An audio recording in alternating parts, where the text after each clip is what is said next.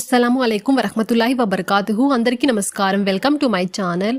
అందరూ ఎలా ఉన్నారు? అందరూ ఆరోగ్యంగా సంతోషంగా ఉండాలని మనస్ఫూర్తిగా కోరుకుంటున్నాను. బరువు తగ్గాలి అనుకున్న వాళ్ళకి, ఆరోగ్యంగా ఉండాలి అనుకున్న వాళ్ళకి మార్నింగ్ బ్రేక్ఫాస్ట్ నుంచి నైట్ డిన్నర్ వరకు ఎలాంటి ఫుడ్ తీసుకోవాలి, నేను ఫాలో అయ్యే డైట్ ప్లాన్ మీ అందరితో అయితే షేర్ చేసుకుంటాను. ఎక్కడ కూడా వీడియో అయితే స్కిప్ చేయకండి, ఎండ్ వరకు అయితే చూసేయండి. వీడియోస్ చూస్తున్నారు కానీ కొంతమంది మాత్రమే లైక్ చేస్తున్నారు. ప్లీజ్ దయచేసి కాస్త ఎక్కువ మంది లైక్ చేయడానికైతే ట్రై చేయండి. అలాగే మీకు వీడియో ఎలా అనిపించిందో కింద కామెంట్ సెక్షన్లో కామెంట్ అయితే చేసేయండి. ఇలాగా మీరు వీడియోస్కి లైక్ చేసి కామెంట్ చేయడం వల్ల ఇంకా మంచి మంచి వీడియోస్ చేయడానికి నాకు హెల్ప్ అవుతుంది. మార్నింగ్ బ్రేక్ఫాస్ట్లోకి శనగపిండితో దోశలను అయితే ప్రిపేర్ చేసుకుంటున్నాను. బరువు తగ్గాలి అనుకున్న వాళ్ళకి శనగపిండి దోశలు అయితే చాలా హెల్ప్ అవుతుంది. ఈ శనగపిండిలో మనకి ప్రోటీన్ అండ్ ఫైబర్ అయితే చాలా ఎక్కువగా ఉంటుందన్నమాట.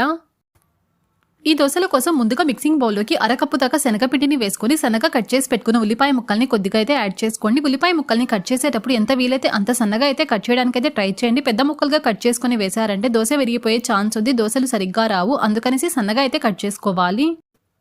తరువాత కొద్దిగా క్యారెట్ తురుముని, పచ్చిమిర్చి తరుగుని యాడ్ చేసుకుని మన టేస్ట్కి సరిపడంతగా కొద్దిగా సాల్ట్ని వేసుకుని ఒకసారి దీనంతా బాగా మిక్స్ చేసేసుకున్న తరువాత ఇందులోకి కొద్దిగా వాటర్ని యాడ్ చేసుకుంటూ దోశకి మనం పిండిని ఎలా కలుపుకుంటామో ఆ కన్సిస్టెన్సీలో ఉండేలాగా పిండిని అయితే కలుపుకోవాలన్నమాట.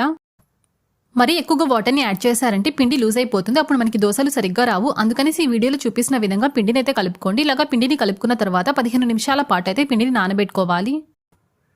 పిండి ఒక 15 నిమిషాల పాటు బాగా నానిన తరువాత ఇప్పుడు దోశ పెనంకి కొద్దిగా ఆయిల్ని అప్లై చేసుకుని దోశల్ని వేసుకోవాలి. దోశల్ని వేసుకునేటప్పుడు మరీ పలుచగా కాకుండా కాస్త మీడియం థిక్నెస్ ఉండేలాగా అయితే వేసుకోండి. ఇప్పుడు దోశ పైన కొద్దిగా ఆయిల్ని అప్లై చేసుకోండి, మరీ ఎక్కువ అయితే వేసుకోకండి. బరువు తగ్గాలి అనుకున్నప్పుడు, మనం ఆరోగ్యంగా ఉండాలి అనుకున్నప్పుడు ఆయిల్ని కాస్త తగ్గించి తీసుకుంటేనే హెల్త్కి చాలా మంచిది. అలాగే బరువు తగ్గడానికైతే చాలా బాగా హెల్ప్ అవుతుంది.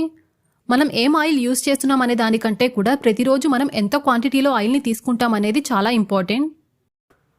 బరువు పెరగకూడదు, ఉన్న బరువుని తగ్గించుకోవాలంటే ప్రోటీన్ అండ్ ఫైబర్ ఎక్కువగా ఉండే ఫుడ్ని అయితే తీసుకోవాలి. ప్రోటీన్ అండ్ ఫైబర్ ఎక్కువగా ఉండే ఫుడ్ని మనం తిన్నప్పుడు చాలా సేపటి వరకు మనకి ఆకలి వేయదు, స్టమక్ అయితే చాలా ఫుల్గా అనిపిస్తుంది. అప్పుడు మనం ఎక్కువగా ఫుడ్ని అయితే తినం కాబట్టి బరువు తగ్గుతామన్నమాట. మార్నింగ్ బ్రేక్ఫాస్ట్లోకి శనగపిండితో ప్రిపేర్ చేసిన దోశల్ని 2 వరకు అయితే తీసుకున్నాను. ఈ దోశల్ని ప్రిపేర్ చేయడానికి పెద్దగా టైం అయితే ఏమీ పట్టదు. అప్పటికప్పుడే పిండిని కలుపుకొని ఈజీగా మనం దోశల్ని అయితే వేసుకోవచ్చు. టేస్ట్ కూడా చాలా బాగుంటుంది. ఒకసారి తప్పకుండా అయితే ట్రై చేయండి. ఈ దోశల్లోకి కొద్దిగా అవిసె గింజల కారపొడిని వేసుకుని బ్రేక్ఫాస్ట్ అయితే ఫినిష్ చేశాను. నా డైట్లో కంపల్సరీగా ఏదో ఒక రూపంలో అవిసె గింజలను అయితే తప్పకుండా తీసుకుంటాను. ఈ అవిసె గింజల్ని తీసుకోవడం వల్ల హెల్త్కి అయితే చాలా మంచి లాభాలు ఉన్నాయి. మనకి దీర్ఘకాలిక వ్యాధులు రాకుండా బాగా రక్షిస్తుందన్నమాట. ఈ అవిసె గింజల కారపొడిని ఎలా ప్రిపేర్ చేయాలో ఒక లాంగ్ వీడియో అయితే చేశాను. ఎవరికైనా వీడియో లింక్ కావాలంటే కింద డిస్క్రిప్షన్లో లింక్ ఇస్తాను, చెక్ చేయండి. బ్రేక్ఫాస్ట్లోకి ఇలాగ దోశలతో పాటు సలాడ్స్ కింద కొన్ని కీరా దోశ ముక్కల్ని, క్యారెట్ ముక్కల్ని యాడ్ చేసుకుని ఇలాగ సింపుల్గా బ్రేక్ఫాస్ట్ అయితే ఫినిష్ చేసేసాను. మధ్యలో ఆకలి వేసినప్పుడు, అంటే బ్రేక్ఫాస్ట్ చేశాక కానీ లంచ్ తర్వాత కానీ మధ్యలో ఆకలి వేసినప్పుడు ఏదైనా వెజిటేబుల్ జ్యూస్ కానీ లేదంటే ఫ్రూట్ జ్యూస్ కానీ తీసుకుంటానన్నమాట. ఈ రోజు క్యారెట్ జ్యూస్ ప్రిపేర్ చేసుకుందామనేసి కొన్ని క్యారెట్స్ని ఇలాగ చిన్న ముక్కలుగా కట్ చేసుకుని ఒక ప్లేట్లోకి అయితే తీసుకున్నాను. ఈ క్యారెట్స్ని మిక్సీ జార్లోకి వేసుకుని కొద్దిగా వాటర్ని యాడ్ చేసుకుని బ్లెండ్ చేసేసాను. ఆ జ్యూస్ని ఫిల్టర్ చేసేసుకుని ఇలాగ ఒక గిన్నెలోకి అయితే తీసుకున్నాను అనమాట. నేను ఈ జ్యూస్ని ఫిల్టర్ చేసి తీసుకుంటున్నాను. మీరు ఫిల్టర్ చేయకుండానే జ్యూస్ని తాగడానికైతే ట్రై చేయండి. అలా తాగితే మనకి ఫైబర్ అయితే చాలా అందుతుంది. ఇలాగ మనం ఫిల్టర్ చేసామంటే అందులో ఉండే ఫైబర్ అంతా సపరేట్ అయిపోతుంది. మీరు కావాలంటే ఈ క్యారెట్స్తో పాటు కొద్దిగా బీట్రూట్ ముక్కల్ని యాడ్ చేసుకుని, కీరా దోశ ముక్కలు అలాగే టమోటా ముక్కల్ని యాడ్ చేసుకుని జ్యూస్ అయితే ప్రిపేర్ చేసుకోవచ్చు. ఒక మనిషికి 3 క్యారెట్ల చొప్పున వేసి నేను ఈ జ్యూస్ని అయితే ప్రిపేర్ చేశాను. ఇప్పుడు ఈ జ్యూస్లోకి 1/2 నిమ్మకాయని పిండుకొని కొద్దిగా తేనెని యాడ్ చేసుకుని తాగేయడమే. మధ్యలో ఆకలేసినప్పుడు ఇలాగా వెజిటేబుల్ జ్యూస్ని తీసుకోవడానికైతే ట్రై చేయండి. ఈ క్యారెట్ జ్యూస్ని నేను ఫిల్టర్ చేసినప్పుడు మిగిలిన పిప్పి అండి. ఈ పిప్పిలో ఫైబర్ అయితే చాలా వరకు ఎక్కువగా ఉంటుంది. అందుకనేసి జ్యూస్ని ఫిల్టర్ చేయకుండా తాగడానికైతే ట్రై చేయండి. ఒకవేళ మీరు చపాతీని ప్రిపేర్ చేసుకుంటూ ఉంటే గోధుమ పిండిని కలిపేటప్పుడు ఇందులోకి క్యారెట్ పిప్పిని వేసేసి పిండిని బాగా కలిపేసి చపాతీలను అయితే చేసుకోండి. వేస్ట్గా మాత్రం అస్సలు పడేయకండి. ఈ రోజు నేను చపాతీ చేయట్లేదు. సరే, ఈ క్యారెట్ పిప్పితో ఏం చేద్దాం అనేసి ఆలోచించాను. ఏదైనా స్వీట్ ట్రై చేద్దాం అనుకున్నాను. దానికోసం ముందుగా డ్రై ఫ్రూట్స్ని అయితే ఫ్రై చేసుకున్నాను. ఇప్పుడు ఇదే నెయ్యిలోకి క్యారెట్ పిప్పిని వేసుకొని మంటని లో ఫ్లేమ్లో పెట్టుకొని ఒక 2 నుంచి 4 నిమిషాల పాటు ఇందులో ఉండే పచ్చివాసన పోయేలాగా అయితే ఫ్రై చేసుకోవాలన్నమాట. ఇలా ఫ్రై చేసేసుకున్న తరువాత ఇందులోకి కాచి చల్లార్చిన పాలను కొద్దిగా యాడ్ చేసుకుని ఈ క్యారెట్ ఉడికేంత వరకు అయితే ఉడికించుకోవాలి. మనం క్యారెట్ హల్వాని ఎలా ప్రిపేర్ చేసుకుంటామో సేమ్ అదే ప్రాసెస్లో ప్రిపేర్ చేసుకోవడమే అండి. క్యారెట్ ఉడికిన తరువాత ఇందులోకి మన టేస్ట్కి సరిపడంతగా తురుముకున్న బెల్లాన్ని కానీ లేదంటే తేనెని కానీ యాడ్ చేసుకోండి. నేనైతే తేనెని యాడ్ చేస్తున్నాను.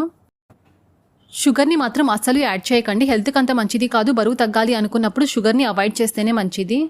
లాస్ట్లో ఫ్రై చేసుకున్న డ్రై ఫ్రూట్స్ని అయితే యాడ్ చేశాను.